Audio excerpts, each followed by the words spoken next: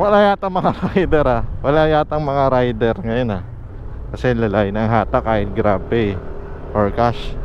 Pero siguro sapat naman yung rider. Sobrang dami lang siguro ngayon ng booking, no? Kasi tuloy-tuloy kaka-pick up po pa lang, pasukan ka na kagad ng booking, no? Pero buti yung nandito tayo ngayon sa labas ng SM. Oo, diba? Mabibilis kasi ang mga merchant pag nasa labas ng mall. Kaya swerte tayo kasi bira lang tayo pasukan ngayon sa mall. Kasi nandun ako kanina. Ano ba pumasok sa akin doon? Greenwich lang. Buti di pa ako pinapasukan ng mga matatagal na merchant, like yung Kuya J, Classic, SNR, Sbarro. Sbarro, mabilis lang yung Sbarro. Basta yung mga matatagal na sobra. Pasalamat tayo nandito tayo sa labas kasi mas madadali dito.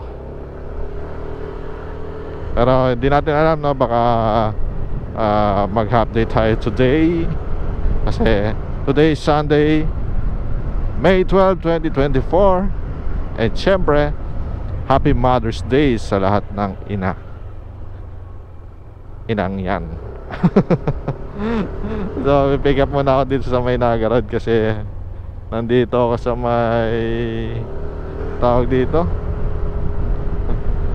sa may gate dito sa may Tongkiao. Nag-pick up ako sa may Selecta. Kaka-pick up ko pa lang yan, pinasukan na tayo agad.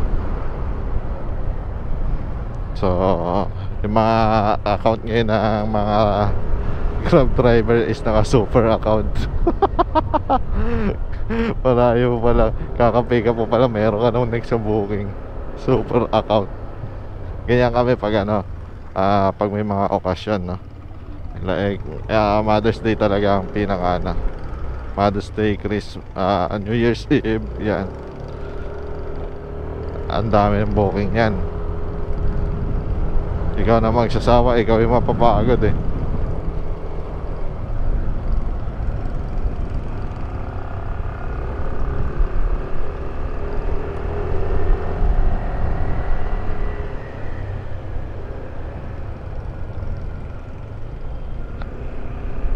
So, ano pa ba yung kwento ko?